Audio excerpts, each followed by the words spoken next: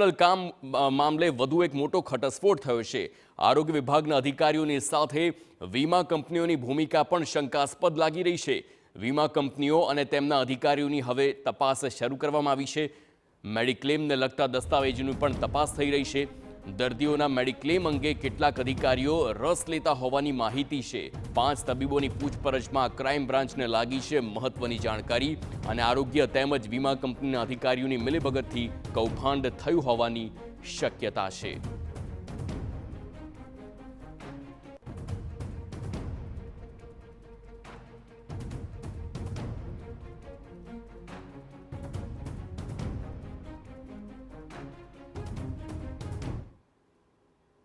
તો આ કૌભાંડ જે પ્રમાણે સતત આગળ વધી રહ્યું છે, સંવાદદાતા યુનુસ ગાઝી લાઈવ આપણી સાથે જોડાઈ ગયા છે। તેમની સાથે જ સીધી વાત કરવાનો પ્રયાસ કરીશું જે પ્રમાણેની આ ઘટના છે અને ત્યારબાદ સંવાદદાતા યુનુસ ગાઝી જોડાઈ ગયા છે। યુનુસ, સૌથી પહેલા ખ્યાતિકાંડ આવ્યો અને ત્યારબાદ જે પ્રમાણે આરોગ્ય અધિકારીઓની સંડોવણીની શક્યતા હતી અને આ વાત તપાસનો રેલો હવે વીમા કંપનીઓ સુધી પહોંચ્યો છે। વધુ ખુલાસા શું છે? કેટલી કંપનીઓની સંડોવણી સામે આવી છે?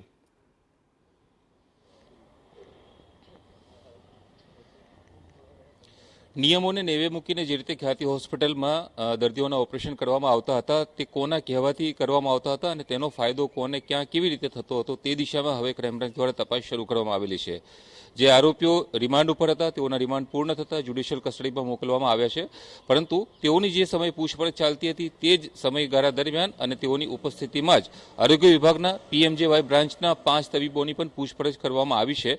કૌભાંડ કેવી રીતે આચરવામાં આવતું હતું તેની કડીઓ મેળવવા માટે સમાંતર આ પૂછપરછ અને તપાસ કરવામાં આવતી હતી।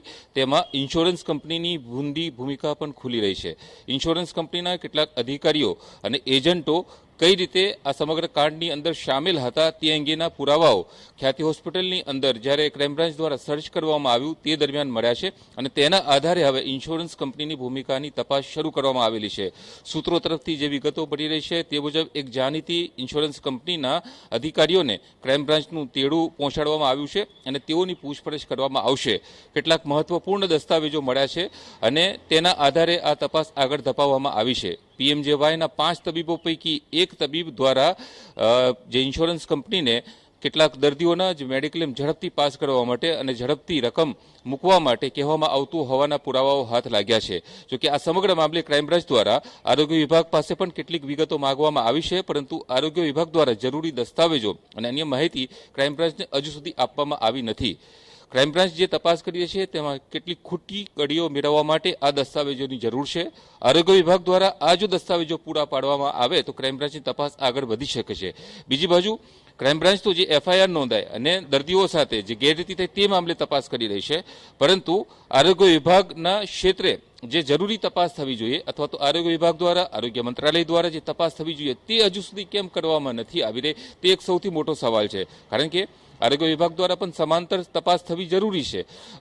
કેટલાક દર્દીઓએ ભૂતકાળની અંદર આ સમગ્ર મામલે આરોગ્ય વિભાગનું ધ્યાન દોર્યું હોવાની વિગતો સામે આવી રહી છે, તો જે તે સમયે આરોગ્ય વિભાગના ઉચ્ચ અધિકારીઓને આ બાબતે ધ્યાન દોરવામાં આવ્યું ત્યારે આ કૌભાંડની તપાસ કેમ શરૂ કરવામાં ન આવી અને કયા આરોગ્ય વિભાગના અધિકારીઓને એ બાબતમાં રસ નથી કે ખ્યાતિ હોસ્પિટલના ગુનેગારો સાથે તેઓના વિભાગના કેટલાક અધિકારીઓ ગુનેગારની ભૂમિકા છે તેઓની જે ભૂમિકા છે તે છુપાવવામાં આવે। જો આરોગ્ય વિભાગ વિભાગીય રીતે પોતાના વિભાગની તપાસ કરશે અને પીએમજેવાય બ્રાન્ચના જે કેટલાક અધિકારીઓની ગુનાહિત ભૂમિકા છે તેની ભૂમિકાની તપાસ કરશે અને તેઓના ભૂતકાળની તથા અન્ય સંપર્કોની આરોગ્ય વિભાગ દ્વારા પણ તપાસ કરવામાં આવશે તો ક્રાઇમ બ્રાન્ચની તપાસને વેગ મળી શકે છે। જોકે હવે પીએમજેવાય યોજનાના તબીબોની પૂછપરછ બાદ ઇન્સ્યોરન્સ કંપનીના અધિકારીઓની પૂછપરછ અને તેઓ તરફથી જે દસ્તાવેજો મળશે ત્યાર પછી આ દિશામાં વધુ પ્રગતિ થઈ શકે છે અને આરોગ્ય વિભાગના કેટલાક અધિકારીઓની ભૂંડી ભૂમિકા બહાર આવશે અને તેઓની સામે પણ ક્રાઇમ બ્રાન્ચનો સકંજો કસાઈ શકે છે। જોવાનું હવે એ છે કે ક્રાઇમ બ્રાન્ચ આરોગ્ય વિભાગના અધિકારીઓ સુધી ક્યાર સુધીમાં પહોંચે છે અને આ મામલે વધુ શું ખુલાસાઓ થાય છે।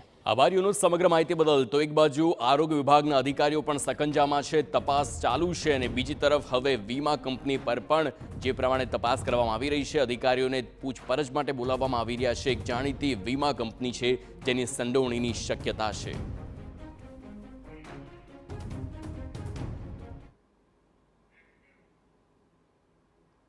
અરવલ્લીમાં માલપુરના